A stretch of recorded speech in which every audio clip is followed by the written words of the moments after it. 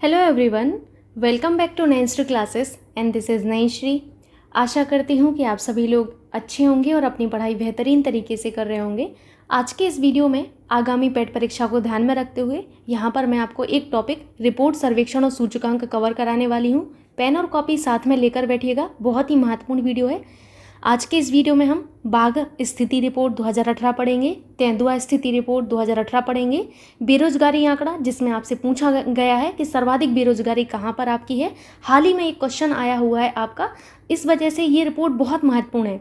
तो ये भी आप पढ़ेंगे कि सर्वाधिक बेरोजगारी कहाँ पर है। फिर आप पढ़ेंगे भारत वन स्थिति report, again very very important. स्वच्छता सर्वेक्षण रिपोर्ट जो आपकी बहुत ज़्यादा इंपॉर्टेंट है। ग्लोबल लाइबिलिटी इंडेक्स आप पढ़ेंगे, द यूनिवर्सिटी रैंकिंग पढ़ेंगे और आपका क्यूएस वर्ल्ड यूनिवर्सिटी रैंकिंग पढ़ेंगे। इतना आपको इस वीडियो में कवर करना है। सो आइए बारी बारी से कवर करते हैं। सबसे पहले देखना है आपको बाघ स्थिति रिपोर्ट 2018, क्योंकि आपकी यही आपके लिए लेटेस्ट होगी। आपकी 2018 में ही आई थी, तो यही आपके लिए महत्वपूर्ण है और लेटेस्ट यही कही जाएगी। ठीक है, अगर हम देखें देश में, आपके यहाँ पर देश की बात की जा रही है, तो देश में कुल बाघों की जो संख्या है वो आपकी कितनी है, 2967। ये आंकड़ा आपको याद रखना है, क्योंकि बहुत ही मैं कहूँगी कम है, तो इतना तो याद रख ही लेंगे आप लोग। 2967 कितना है, 2967 आप याद रखेंगे तो आसानी से याद हो जाएगा कि बाघों की कुल संख्या हमारी कितनी है। आपसे ये पूछा जाता है कि भारत में सर्वाधिक बाघ वाला राज्य कौन सा है, वेरी वेरी इंपॉर्टेंट। तो याद रखिएगा सबसे ज़्यादा जो बाघ हैं वो मध्य प्रदेश में कितने हैं, 526 बाघ हैं। इसका 2 कम कर देंगे तो वो कर्नाटक में है, इसीलिए कर्नाटक आपके सेकंड नंबर पर है। कौन से नंबर पर है, सेकंड पर है। लेकिन सबसे ज़्यादा बाघ अगर आपसे पूछे जाए कि किस राज्य में है, तो आंसर होगा मध्य प्रदेश में है। कहाँ पर है, मध्य प्रदेश में है। याद रखेंगे आप लोग, कितने हैं आपके, 526 हैं, ये भी आपको याद रखना है। सेकंड नंबर पर आपके कर्नाटक में है, 2 कम कर दीजिए इसमें से, तो 524 हैं। थर्ड नंबर पर आपके उत्तराखंड में है कितने, 442 हैं। आपसे ये पूछा जा सकता है कि सर्वाधिक बाघ वाला टाइगर रिजर्व आपको कौन सा है, तो आंसर होगा जिम कॉर्बेट राष्ट्रीय उद्यान, जो कि आपके उत्तराखंड में है। इसमें आपके 231 बाघ हैं वर्तमान में। कितने हैं, 231 बाघ हैं, याद रखिएगा। अब आपसे ये पूछा जा सकता है कि दुनिया का लगभग कितने प्रतिशत बाघ भारत में निवास करते हैं, तो याद रखिएगा मैं यहाँ पर लिख देती हूँ, इंपॉर्टेंट है आपका। वर्ल्ड के स्तर पर देखा जाए तो दुनिया का लगभग 70%, दुनिया का लगभग 70% जो आपके बाघ हैं ये हमारे भारत में ही निवास करते हैं। 70% बाघ भारत में निवास करते हैं। तो आप सोच सकते हैं कि वर्ल्ड में अगर देखा जाए तो सबसे ज़्यादा बाघ तो फिर हमारे भारत में ही है ना।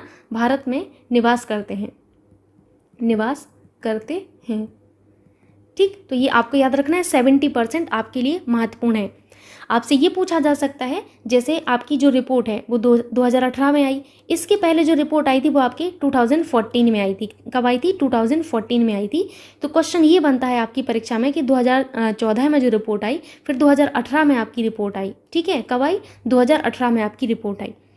तो आपकी इस अवधि में बाघों की संख्या में कितने प्रतिशत की वृद्धि हुई है 2014 से 2018 में। चूँकि वृद्धि होगी, कभी कभी ऐसा भी हो जाता है कमी हो जाएगी, तो आपको ये बताना है कि कितने प्रतिशत वृद्धि आपकी हुई है बाघों की आबादी में। तो 33% की वृद्धि हुई है आपकी 2014 से 2018 में। याद रखिएगा, मैं यहाँ पर लिख देती हूँ जो मैं आपको बोल रही हूँ, आपको दिक्कत नहीं होनी चाहिए। मैंने आपसे ये कहा है, ध्यान से सुनिएगा, 2014 से मैं यहाँ पर लिख देती हूँ 2014 से 2018 से 2018 की अवधि में बाघों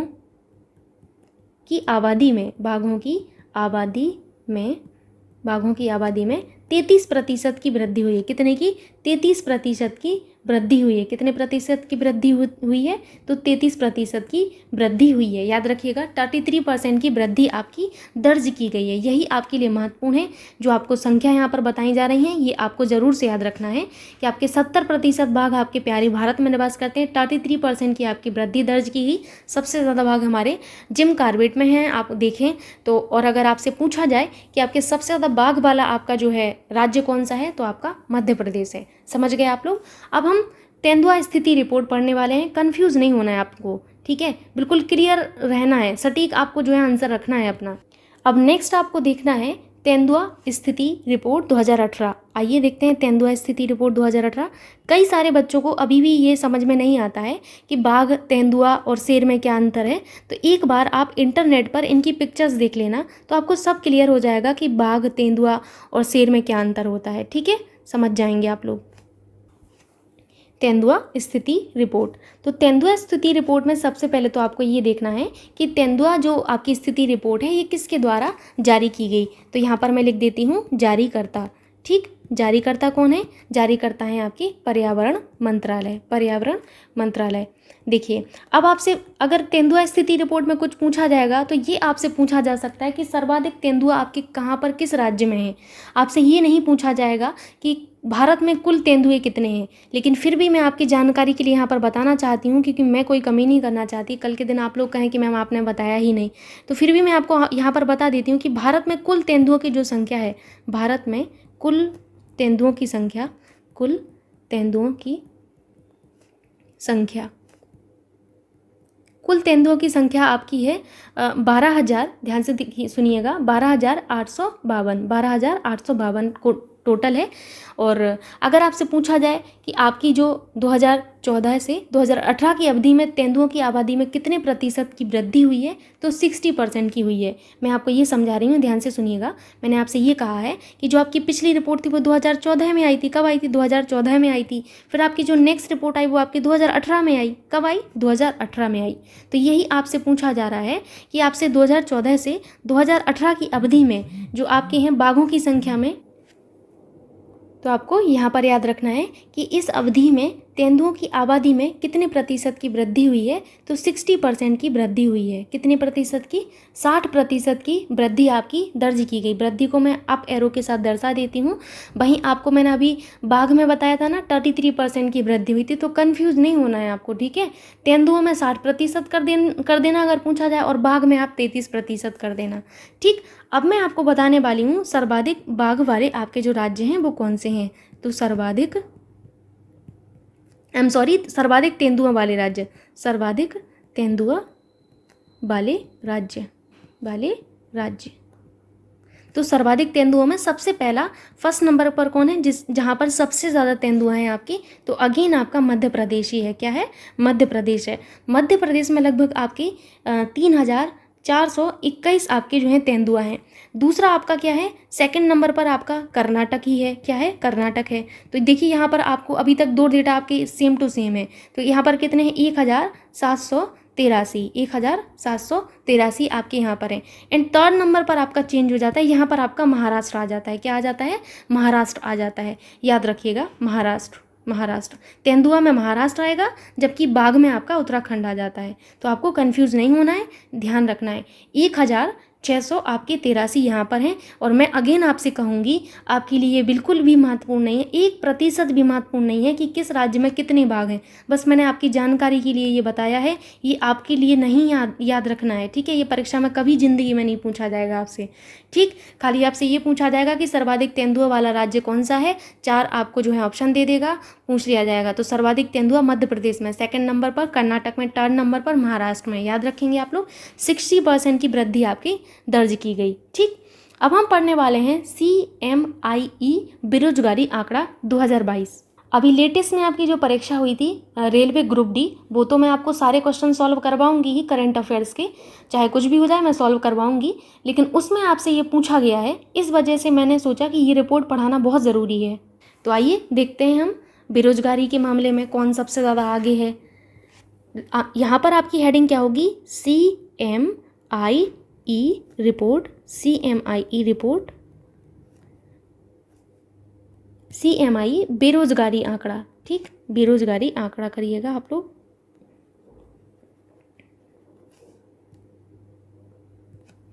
बेरोजगारी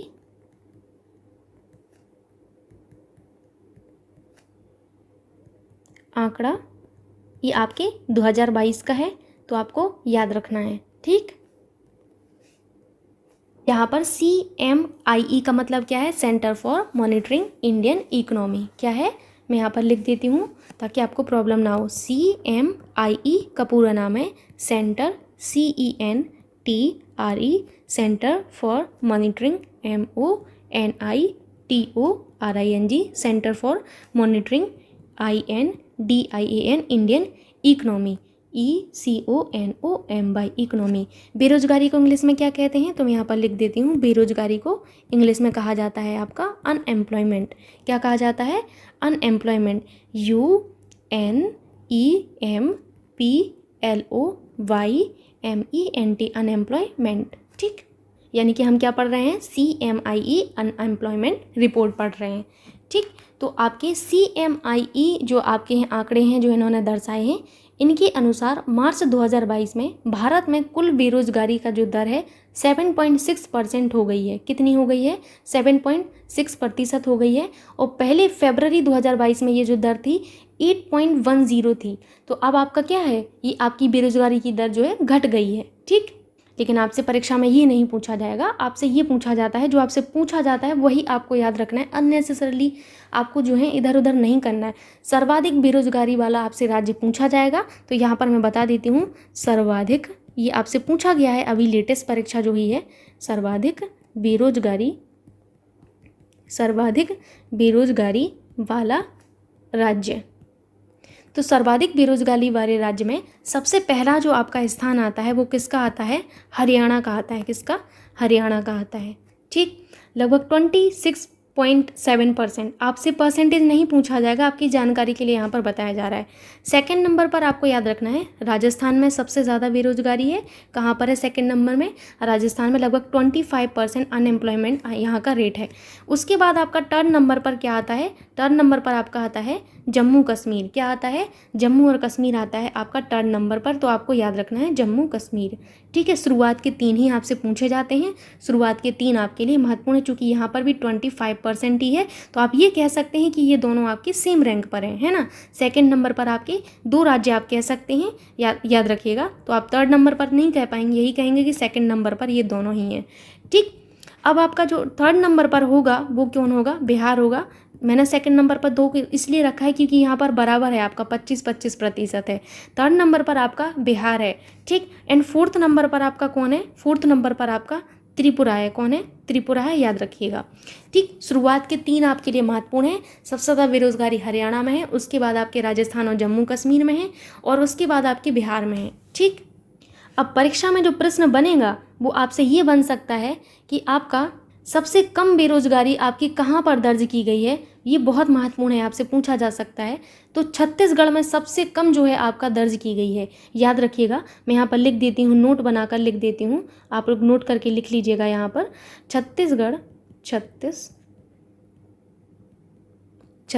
में 0.6% बेरोजगारी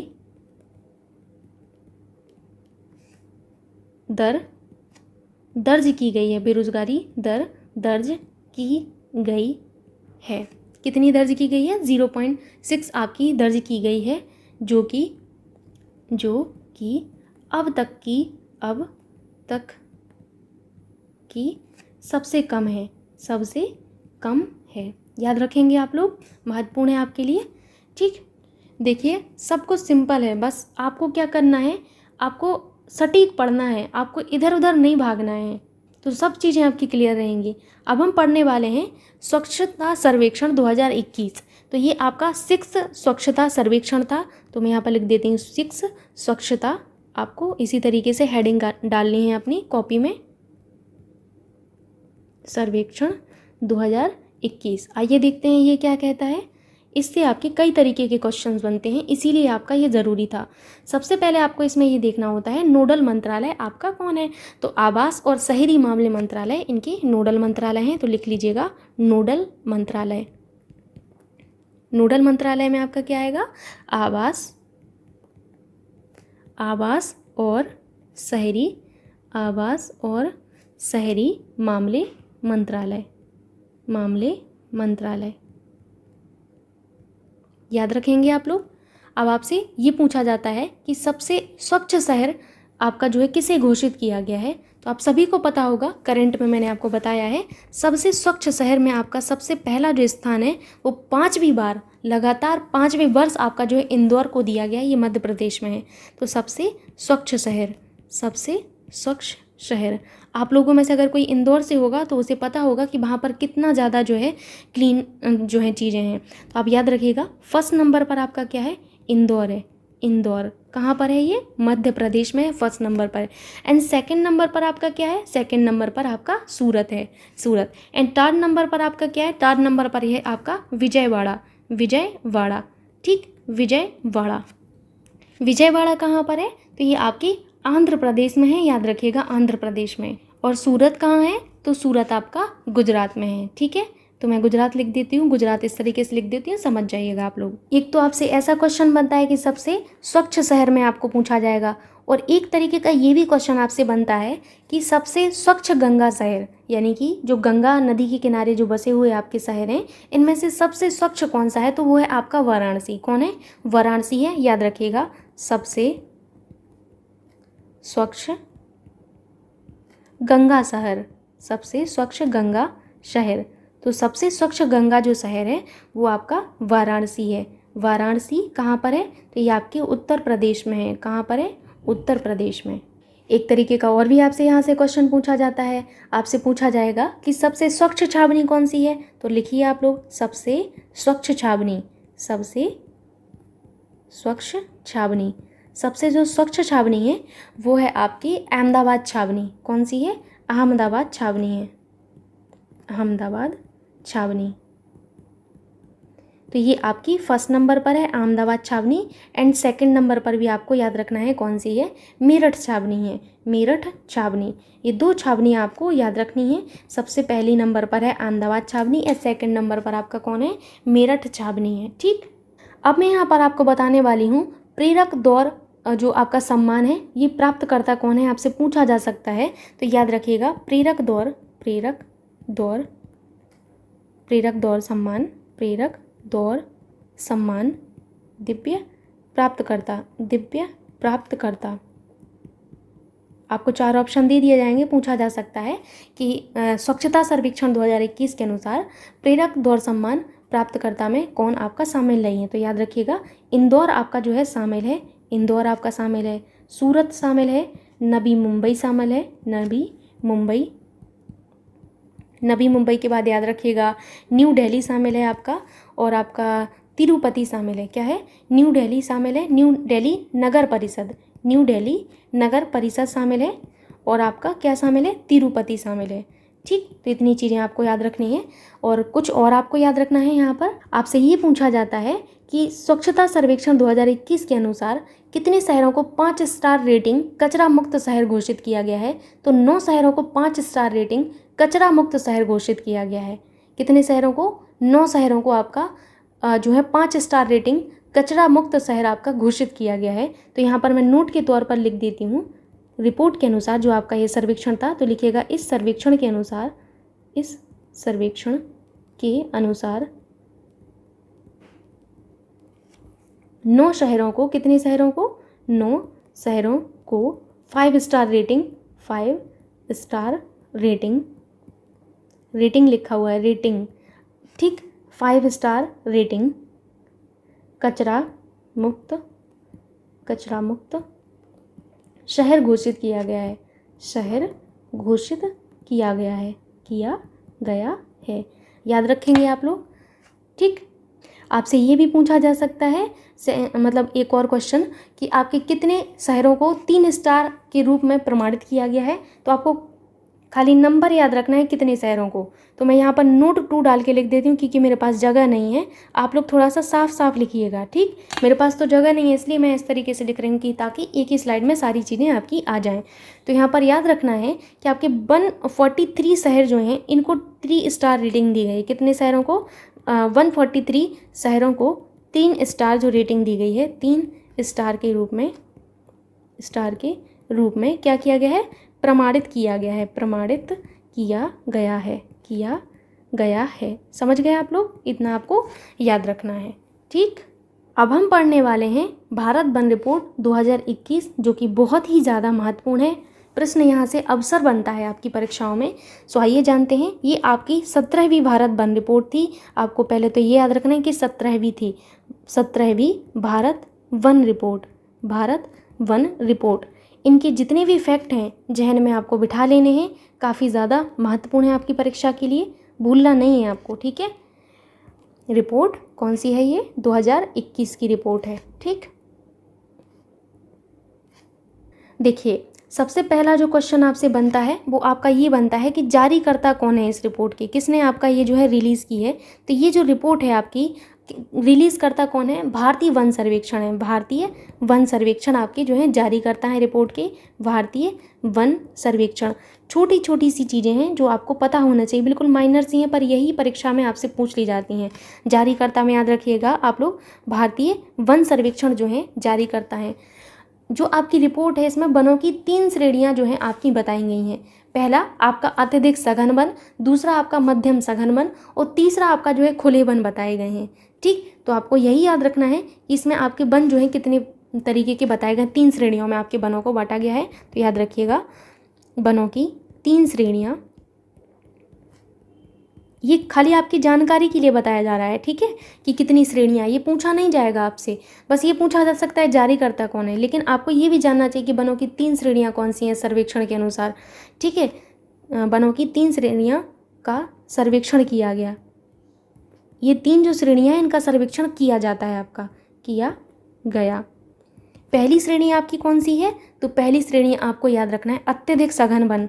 कौन सी? अत्यधिक सघन वन की, अत्यधिक सघन वन, ये आपकी पहली कैटेगरी है।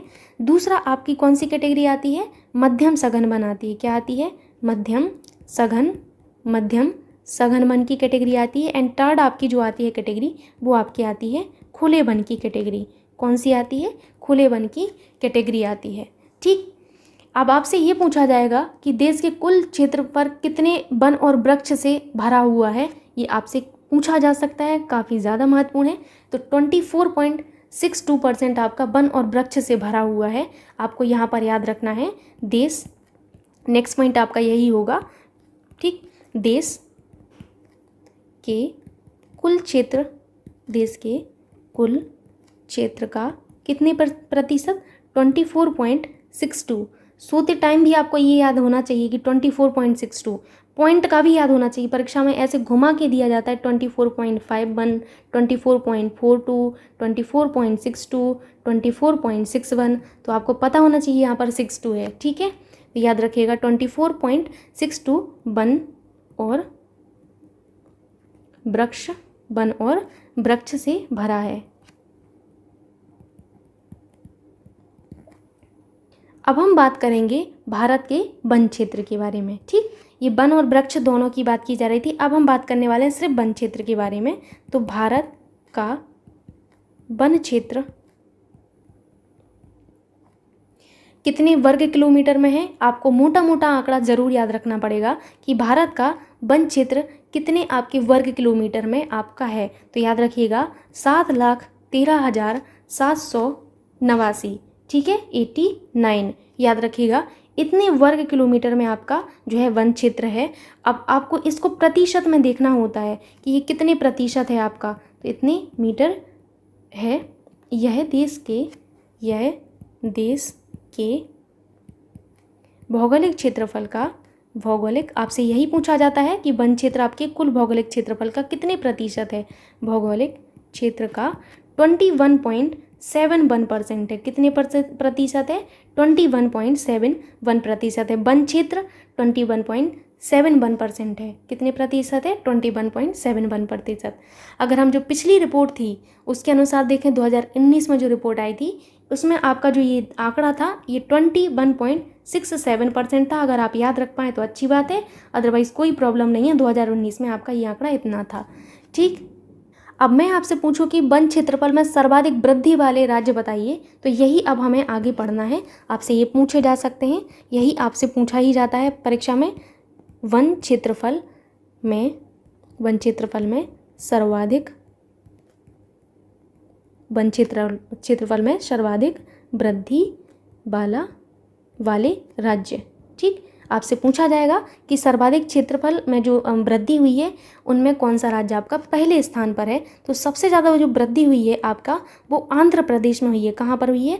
आंध्र प्रदेश में हुई है, याद रखिएगा। सेकंड नंबर पर आपको जो वृद्धि हुई, देखिए टर्म्स पर आपको ध्यान देना है। मैंने ये कहा है वन क्षेत्रफल में सर्वाधिक वृद्धि वाले राज्य, वनों के क्षेत्रफल में कहाँ पर सबसे ज़्यादा वृद्धि हुई है, मतलब जो पहले थी और अब जो थी उसमें वृद्धि हुई है, तो वो सबसे ज़्यादा वृद्धि आंध्र प्रदेश में हुई है। फिर आपके तेलंगाना में हुई है। कहाँ पर? तेलंगाना में हुई है। ठीक। फिर आपका जो थर्ड नंबर पर है वो आपकी उड़ीसा में हुई है। पहला तो आपको कंफ्यूज नहीं होना है। जैसे मैंने कहा सर्वाधिक वृद्धि का मतलब क्या हुआ, जैसे आपके स्टेट्स हैं, जितने भी आपके स्टेट्स हैं उनमें ये देखा जाता है कि पहले आपके जो हैं कितने वन क्षेत्रफल था, अब कितना वन क्षेत्रफल है। फिर आपका जब देखा गया तो सबसे ज़्यादा वृद्धि जो दर्ज की गई वो आपकी कहाँ पर? आंध्र प्रदेश में दर्ज की गई। दूसरे नंबर पर आपके तेलंगाना में और तीसरे नंबर पर आपकी उड़ीसा में आपकी दर्ज की गई है। याद रखेंगे आप लोग इतनी चीज़ें। अब आपसे ये तो देखिए वन क्षेत्रफल की बात हो गई। अगर आपसे पूछा जाए वनावरण की, तो वनावरण भी आपको पूछा जाता है। टर्म्स पर आपको याद रखना है ये वन क्षेत्रफल था। ठीक है। आपसे अगर पूछा जाए कि वनावरण में सर्वाधिक वृद्धि वाले राज्य, तो आपको याद रखना है कि आपके वनावरण के क्षेत्र में सबसे ज़्यादा जो वृद्धि आपकी दर्ज की गई है, फर्स्ट नंबर पर है हमारा तेलंगाना। क्या है? तेलंगाना है सबसे ज़्यादा हमारे वनावरण के मामले में वृद्धि जहाँ पर दर्ज की गई। सेकंड नंबर पर है आपका आंध्र प्रदेश। क्या है? आंध्र प्रदेश है। एंड थर्ड नंबर पर है आपका उड़ीसा। क्या है आपका? थर्ड नंबर पर उड़ीसा है। याद रखेंगे आप लोग। एक तरीके का और आपसे जो है आपकी परीक्षाओं में अक्सर क्वेश्चन बनता है जो कि काफ़ी ज़्यादा महत्वपूर्ण होता है कि क्षेत्रफल की दृष्टि से सर्वाधिक वनावरण वाला राज्य कौन सा है। और एक और आपसे पूछा जाता है परसेंटेज की दृष्टि से सर्वाधिक वनावरण वाला राज्य कौन सा है। तो हम दोनों ही आपके टाइप देखेंगे। सबसे पहला आपको जानना है क्षेत्रफल की दृष्टि से सर्वाधिक वनावरण वाला राज्य।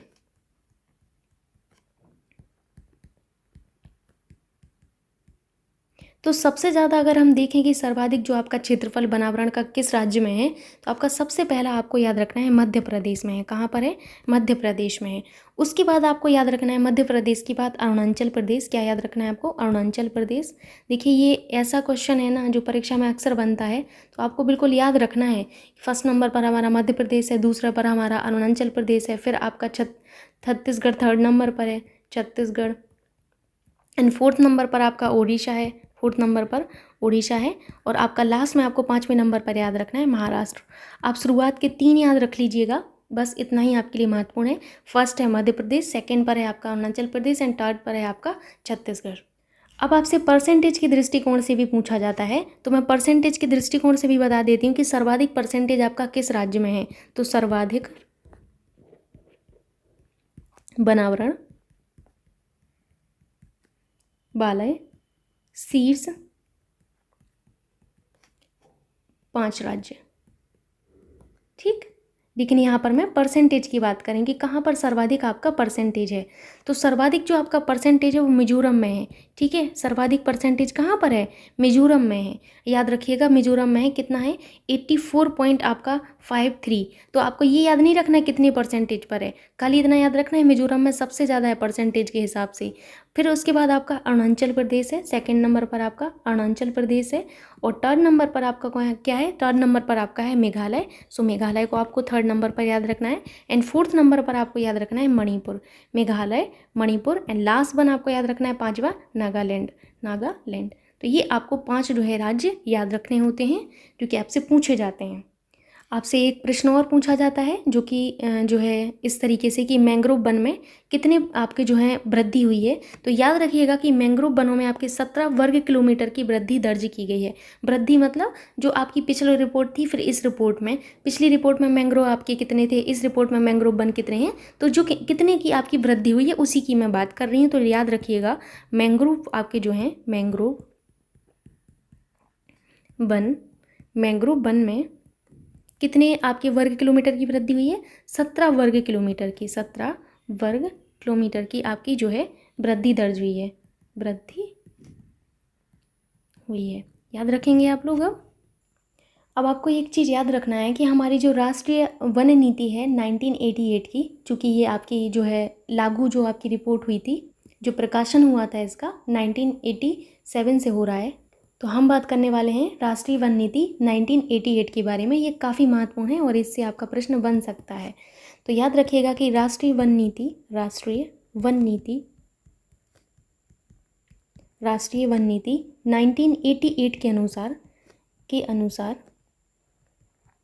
कितने भूभाग पर हमारा जो है वनावरण होना चाहिए। तो इस नीति के अनुसार, यही एक नीति थी जिसने कहा था कि इसके अनुसार 33% भूभाग पर, कितने प्रतिशत भूभाग पर, 33% भूभाग पर वनावरण होना चाहिए।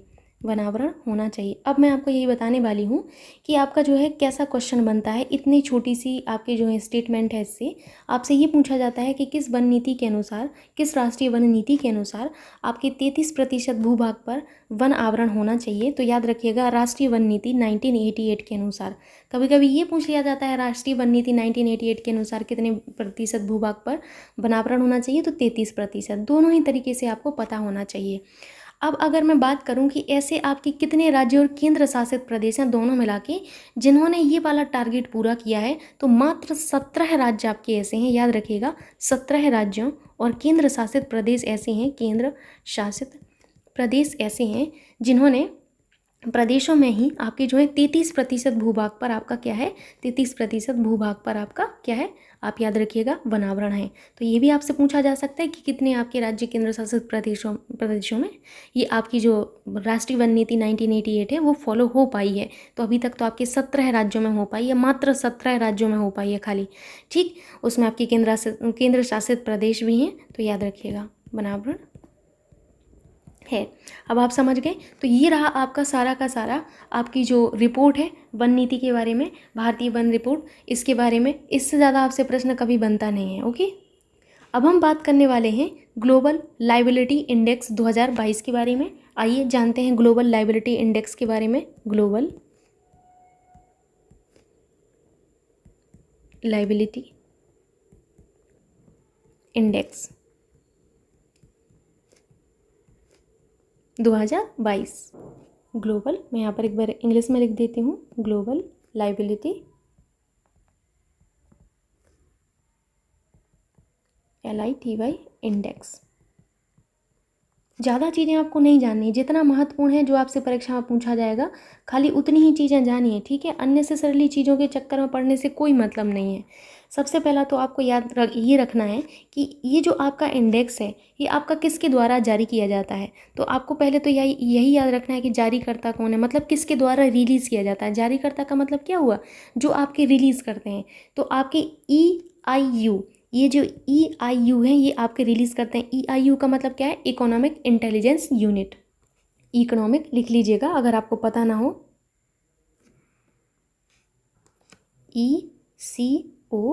ECONOMIST, economist, intelligence INTELLIGENC, intelligence unit, ठीक। जारीकर्ता महत्वपूर्ण है कि कौन ये जारी करता है। अब आपको ये याद रखना है कि ये बेसिकली बताता क्या है, तो ये बताता है कि रहने की हिसाब से आपकी कौन सी जगह सबसे बेस्ट है, कौन सी जगह आपके रहने की दृष्टि से सबसे खराब है, ठीक। तो यही आपका बताता है। लायबिलिटी का मतलब क्या है, जीने योग्य। तो आपको यही देखना है यहाँ पर कि आपके रहने की क्षमता के हिसाब से आपका सबसे अच्छा शहर कौन सा है, ठीक। तो एक आपका जो है क्वेश्चन ये बन सकता है कि रहने की क्षमता और साथ ही साथ जो आपकी लागत है, मतलब जो आप जो है रहने की क्षमता के हिसाब से और जो पैसे आप देते हैं उस हिसाब से आपका पहला स्थान किसका है, तो हांगकांग का है। तो आप लोग याद रखिएगा रहने की क्षमता, पहला पॉइंट तो यही याद रखना है, रहने की क्षमता बनाम मतलब जहाँ पर रहने की भी क्षमता अच्छी हो, साथ ही साथ जहाँ की लागत भी अच्छी हो। तो लागत के हिसाब से लागत में आपका हांगकांग का पहला स्थान है। लागत में पहला स्थान किसका है, हांगकांग का है, हांगकांग। अगर हम भारत में बात करें तो भारत में याद रखिएगा कि सर्वाधिक रहने योग्य शहरों की सूची में 112वें स्थान पर आपका न्यू दिल्ली है और 117वें स्थान पर आपका मुंबई बताया गया है। तो यही आपके लिए महत्वपूर्ण है, इसीलिए आपको इतना सारा मैं बताई हूँ। ताकि आप ये जान पाएँ कि भारत में आपका कौन सा स्थान रहने योग्य आपका जो है उचित बताया गया है। तो यहाँ पर याद रखिएगा कि भारतीय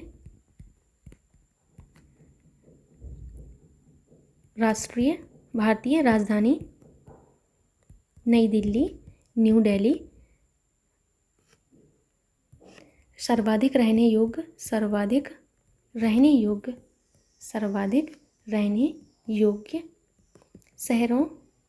शहरों की सूची में कौन से नंबर पर है? सूची में 112वें स्थान पर है, 112वें। तथा मुंबई हमारा कौन से पर है? मुंबई याद रखिएगा, मुंबई 117वें स्थान पर है, 117वें स्थान पर है। ठीक, सबसे कम रहने योग्य शहर कौन सा बताया गया है इस आपके इंडेक्स में? तो याद रखिएगा, दुनिया की बात की जा रही है अभी। ठीक है, दुनिया का सबसे कम रहने योग्य शहर आपका है, याद रखिएगा। इसमें आपका बताया गया है कराची। कौन सा है जो सबसे कम रहने योग्य शहर है? वो है आपका कराची। कराची कहाँ पर है? तो ये आपके पाकिस्तान में है। ठीक, पाकिस्तान में है। और एक और आपका स्थान बताया गया है ढाका। क्या बताया गया है शहर? ढाका बताया है। आप सभी को पता है बांग्लादेश की कैपिटल है ढाका। ये भी आपकी दुनिया में सबसे कम रहने योग्य शहरों में बताया गया है कराची और ढाका को। ठीक, और यहाँ पर इन्होंने शीर्ष 3 रहने योग्य शहर कौन से बताए हैं, तो वो आप लोग याद रखिएगा। मैं यहाँ पर लिख देती हूँ, शीर्ष 3 रहने योग्य शहरों में इन्होंने कौन सा बताया है? इन्होंने सबसे पहला जो बताया है वो वियना बताया है। कहाँ पर है ये? ऑस्ट्रिया में है। तो याद रखिएगा ऑस्ट्रिया। ठीक, कहाँ से क्वेश्चन बन सकता है अब आप समझ रहे होंगे। दूसरा आपका इन्होंने बताया है कोपेनहेगन। क्या बताया है? Copenhagen.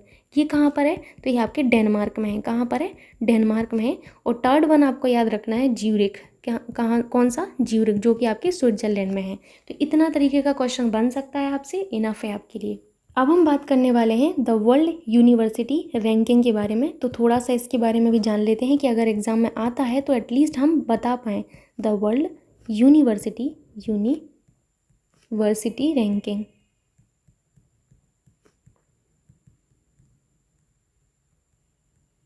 The world university ranking 2022 की है ये। ठीक है, कब की है? 2022 की ही आपको बताई जा रही है। तो यहाँ पर आपको ये याद नहीं रखना है कौन जारी करता है, क्या है। बस आपको ये पूछा जाएगा कि द वर्ल्ड यूनिवर्सिटी रैंकिंग में भारत के कितने शिक्षण संस्थानों को जगह दी गई है। सो वेरी वेरी इंपॉर्टेंट, याद रखिएगा आप लोग कि भारत के 3 आपके जो है शिक्षण संस्थान, इनको जगह दी गई है। लेकिन अब आपकी वर्ल्ड के स्तर पर बात की जा रही, तो आपसे ये पूछा जा सकता है कि विश्व का टॉप विश्वविद्यालय कौन सा है। तो ऑक्सफोर्ड विश्वविद्यालय इसमें प्रथम स्थान बताया गया है।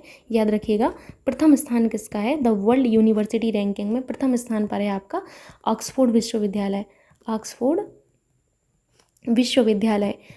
विश्वविद्यालय कहाँ पर है? तो ये आपकी ब्रिटेन में है, ब्रिटेन में। अब मैं आपके प्यारे भारत की बात कर रही हूँ।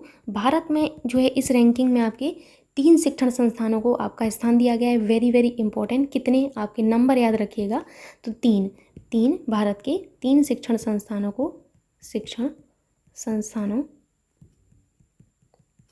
को इसमें स्थान दिया गया है, इसमें जगह दी गई है। आप इस तरीके से कह सकते हैं, जगह दी गई। कौन से वो 3 स्थान हैं? तो ये भी जल्दी से फटाफट से जान लेते हैं एक बार, तीनों आपके लिए महत्वपूर्ण हैं। तो याद रखिएगा, IISc बेंगलुरु, इसको आपका जो है स्थान दिया गया है, IISc बेंगलुरु को। एंड सेकंड वन आपका IIT रोपड़ को जो है स्थान दिया गया है, आपके IIT रोपड़ को। और IIT आपके जो है इंदौर को स्थान दिया गया, IIT इंदौर को। ठीक, तो ये हुआ आपका द वर्ल्ड यूनिवर्सिटी रैंकिंग। अब आपको पढ़ना है QS वर्ल्ड यूनिवर्सिटी रैंकिंग, जो कि आपका लास्ट है। अब इससे ज़्यादा आपसे कुछ पूछा नहीं जा सकता है। ठीक, मैंने अपनी तरफ से सब कुछ करवा दिया है, आप लोग एक बार देख लीजिएगा। QS वर्ल्ड यूनिवर्सिटी रैंकिंग, ये आपकी 2023 के हिसाब से बताई गई है। ठीक, तो इस रैंकिंग में आपका जो पहला आपका जो स्थान दिया गया है वो किसको दिया गया है? याद रखिएगा, पहला स्थान अमेरिका का एक आपका जो है इंस्टीट्यूट है, मैसाचुसेट्स इंस्टीट्यूट ऑफ टेक्नोलॉजी, इसको पहला स्थान दिया गया है। तो याद रखिएगा, Massachusetts Massachusetts institute of technology, इसको जो है आपका पहला स्थान दिया गया है। ये आपकी अमेरिका की है। कहाँ की है? अमेरिका की है। याद रखेंगे आप लोग, ये काफ़ी ज़्यादा महत्वपूर्ण है। QS वर्ल्ड यूनिवर्सिटी रैंकिंग पूछी जाती है। सेकंड नंबर पर आपका कौन सा है? तो यूके का एक विश्वविद्यालय है, कैम्ब्रिज विश्वविद्यालय। कौन सा है? कैम्ब्रिज विश्वविद्यालय है। तो ये आपको याद रखना है, कैम्ब्रिज विश्वविद्यालय। ठीक, ये आपकी सेकंड नंबर पर है। एंड थर्ड वन आपका कौन सा है? तीसरे नंबर पर है आपका स्टैनफोर्ड विश्वविद्यालय। कौन सा है? स्टैनफोर्ड विश्वविद्यालय। स्टैनफोर्ड लिखा है, स्टैनफोर्ड विश्वविद्यालय। ये कहाँ पर है? तो ये भी आपकी अमेरिका का ही है। ठीक, और ये आपका कैम्ब्रिज कहाँ पर है? तो ये आपकी यूके का है। कहाँ का है? यूके का है। ठीक, यूनाइटेड किंगडम। अब इस QS वर्ल्ड यूनिवर्सिटी रैंकिंग में आपके भारतीय जो संस्थान कोई नाम बताए गए हैं वो मैं आपको एक बार जल्दी से बता देती हूँ कि शीर्ष भारतीय विश्वविद्यालय इसमें कौन से बताए गए हैं। तो शीर्ष भारतीय विश्वविद्यालय आपके कौन से हैं? आपसे पूछा जाएगा कि आपके QS वर्ल्ड यूनिवर्सिटी रैंकिंग के अनुसार शीर्ष भारतीय विश्वविद्यालय कौन सा है जिसको पहली रैंकिंग दी गई है। तो भारत के हिसाब से जो पहली रैंकिंग है वो आपके IISc बेंगलुरु को ही दी गई है। किसको? IISc बेंगलुरु को ही दी गई है। तो आपको याद रखना है IISc बेंगलोर को आपका पहला स्थान दिया गया है। एंड सेकेंड नंबर पर आपका कौन है? IIT बॉम्बे। कौन है? IIT बॉम्बे आपका सेकंड स्थान पर है। एंड थर्ड पर आपका कौन है? तो थर्ड पर आपका है IIT दिल्ली। तो ये रहा आपका सारा रिपोर्ट, सर्वेक्षण और सूचकांक के बारे में जो आपसे पूछे जा सकते हैं। आशा मैं ये करती हूँ कि आपको समझ में आया होगा और आप इसको अच्छे से रिवाइज़ करेंगे। टफ नहीं है, बस आपको माइंड में रखना है। एंड अगर आज आपको वीडियो अच्छा लगता है तो वीडियो को लाइक करना एंड शेयर करना ना भूलिएगा। Thank you so much.